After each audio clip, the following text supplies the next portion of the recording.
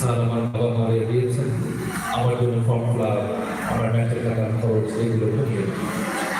সুতরাং এই বোধ, এই ফিট আমাদের ভেতরে থাকতে হবে।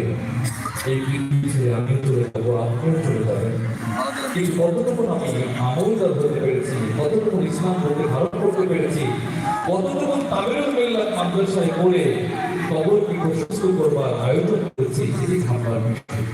আর আমরা যারা বাবা হারিয়েছে, দেখো বাবা একটা সময় চেয়েছিল আপনি শিক্ষক হবেন, শিল্পপতি হবেন, শিক্ষাবিদ হবেন, ভালো একটা অবস্থান তৈরি করবেন। এই কারণে বাবা কত কষ্ট করে আমাকে আপনাকে মানুষ করলো। যখন আমি আপনি সফল হয়ে গেলাম, তখন সেই বাবা সেই সুবিধে, সেই সুবাতাসটি আর পেল।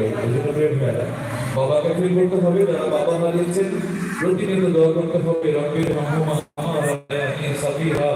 যদি আপনি এটা না বলে থাকেন, জেনে রাখুন আপনি মারা গেলে আপনার সন্তান বলতে ভুলে যাবে রব্বির রহমা কামা।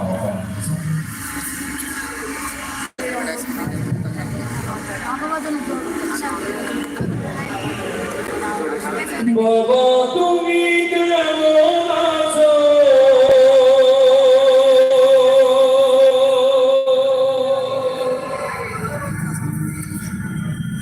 ছোট মাটির ঘরে